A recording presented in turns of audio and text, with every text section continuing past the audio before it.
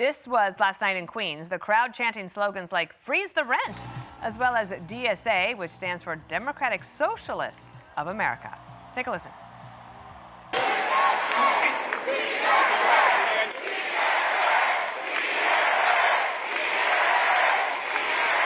So buckle up now. Mamdani enters the final week as the front runner. According to allies, a win for mayor would put Washington, D.C. on notice. The election of Zohran is as important as our cause today. Childcare, buses, rent, and our rights. Here in New York City, we will send a loud message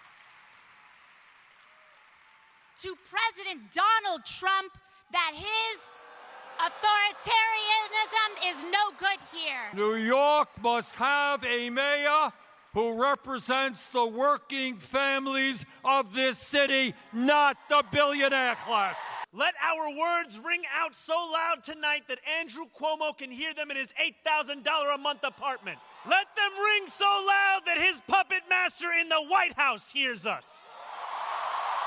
New York is not for sale. One is out. So Alexis McAdams was there last night. She's back again live this morning. New York's Museum of Natural History. Early voting is underway. And here we go in the Upper West Side. Alexis, what did you hear last night? Good morning to you.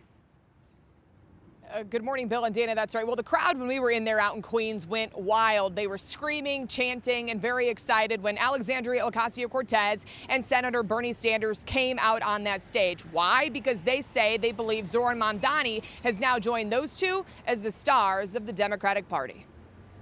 How do you describe the movement? I think it's electric. I think I haven't seen this many people mobilize for a candidate in so long and so passionately, and I think that I'm really excited to be a part of that. Do you think Zohran Mamdani could be the future of the Democratic Party? I hope that he's the future of the Democratic Party. Well, there you go. You heard it there first. The trio greeting thousands at a nearly packed Queens Stadium, which holds around 13,000 people, and the topic was affordability. They say everything from coffee to your rent is too expensive in the Big Apple. Voters say they want free childcare, free buses, and who do they want to pay for it? The rich. Do you think he should tax the rich to pay for the plan? I mean, I am not rich, so it's easy for me to say yes. We need something.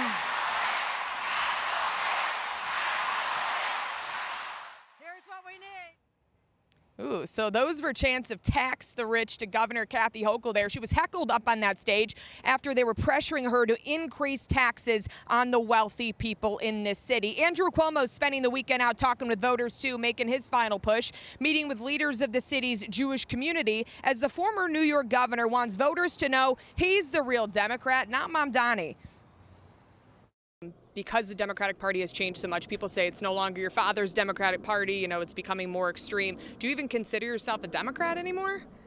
I am a Democrat. I don't consider them Democrats. Zohran Mamdani is a socialist. He happens to be on the Democratic line. I am a Democrat on the independent line. All right, more than 160,000 New Yorkers have voted early, including Republican candidate Curtis Sliwa, who just lost one of his biggest donors, who is now backing Cuomo for mayor. Back out here live, you can see that early voting sign behind me on the city's Upper West Side. As Andrew Cuomo told me, Bill, that a vote for Sliwa at this point is just a vote for Mamdani. But a lot of energy last night, and something we'll keep an eye on, too, as we look toward the national election in 2020. No doubt about that. Thanks, Alexis. Nice to see you this morning leading our coverage today. Thank you. Dana? Kayleigh McEnany is here with us. Can we start just with the big picture perspective of a mayor's race with a rally like that on a Sunday night? What I heard from Zohran Mamdani was a very different tone and tenor, because he's been Mr. Happy Chappy, cheerful, smiling. And then you look back to his previous videos, like when he was at Columbia, and you're like, is that the guy or is that the guy? And then I realized, oh, he's the one he was at the rally. That's the kind of leader he would be, in my opinion. Without question, he's emboldened. Yeah. If you think about the way the Democratic caucus talks and the way they take some extreme positions and avoid kind of that middle lane that we've seen Senator Fetterman occupy, they're beholden to this movement. They're beholden to the AOCs, to the Zohran Mamdanis, to this loud socialist vision. And when I hear the crowd chanting at Governor Hochul, tax the rich, all I hear is drain the city. Let me translate that. Tax the rich is drain the city. Yeah. The top rate when you combine New York City tax, New York State, and federal for the top income brackets, it's 51.776%. Yep. You want to create a pipeline out of this city, the so-called millionaires, billionaires, they will leave this city. You will not have a tax base. And all these grand socialist ideas you have, how are you going to fund them when you run the so-called rich out of your city? Yeah, and you wonder how long it takes for her to concede to the demands and the pressure of the progressive left if indeed he wins 8 days from now. Let's run through a couple things and update our viewers, okay? This was last Friday afternoon. This is Mamdani talking about Islamophobia. He's Muslim, born and raised in Uganda, came to New York City at age 7 or age 8, I do believe. Roll this. This is what started it. I want to use this moment to speak to the Muslims of New York City.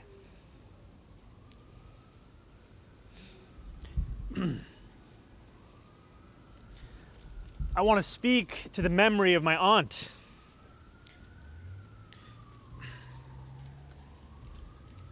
Who stopped taking the subway after September 11th because she did not feel safe in her hijab. Growing up in the shadow of 9/11, I have known what it means to live with an undercurrent of suspicion in this city. Through a ton of reaction here. Here's the Vice President, J.D. Vance. According to Zohran, the real victim of 9/11 was his auntie who got some, allegedly, parenthetically, bad looks. New York Post wrote about it. Everybody wrote about it. According to Zohran Mamdani's new low, pretending he's a victim of 9/11, it writes, cross your fingers, this obscene bit of sanctimonious play acting wakes up voters he's managed to deceive until now. This guy's a whore hiding behind good looks and a grin. In addition, he went to camera and filed a 7-minute monologue about Islamophobia in New York City. And I don't know about you guys, but we live here.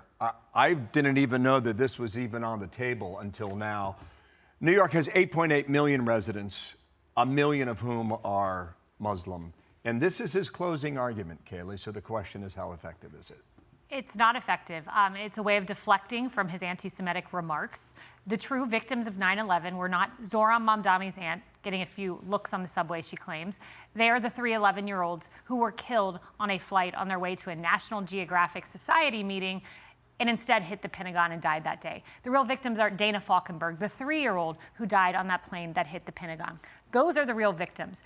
And anyone who can't acknowledge that and cannot speak to 9/11 appropriately, as I don't feel he did in that moment, you don't belong as mayor of New York City. You don't belong in elected office. And the New York Post went on. They make a great point. They said no wave of anti-Muslim hate crimes following 9/11, not in New York nor anywhere else, are documented in this huge fashion that he's claiming. Ordinary Muslims are not responsible for 9/11, of course, let's be clear on that. But the idea that there was this wave of Islamophobia, they note that he says he was warned by his teacher you could be a victim of bullying. He doesn't document actual examples of that. He talks about the looks from his aunt. Where are these concrete examples he has? Instead, he totally eschews a horrible period in American history and does not acknowledge it in its appropriate historical context, and that is disqualifying. Early voting is underway, and that's all in New Jersey as well. Any anecdotes from that yet? Do you, for either of you? I don't know.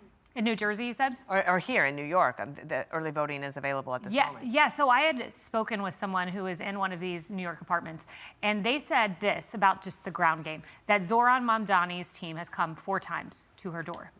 Not one door knocker from Cuomo. Not one door knocker. Not surprised. My sense here is, you go back to 1993 when everything changed in the city and Giuliani won as a Republican. And the city had 7-1 Democrat to Republican. You know what the turnout was in 1993? 57% of registered voters voted. And ever since then, the line is straight down. 4 years ago, we had 22% turnout. That's paltry. It's almost like voters feel it's a foregone conclusion. I will tell you right now, the turnout's going to be tremendous, and we'll see whether or not the Board of Elections is up to it. But it's going to be a big turnout. Yep, and the Mamdani folks, they're energized. Clearly, we saw that. Yes, yeah. Kayleigh, thanks. We'll see you at noon today, okay? Thank you. See you. Hey, everyone. I'm Emily Campagno. Catch me and my co-hosts Harris Faulkner and Kayleigh McEnany on Outnumbered every weekday at 12 p.m. Eastern, or set your DVR. Also, don't forget to subscribe to the Fox News YouTube page for daily highlights.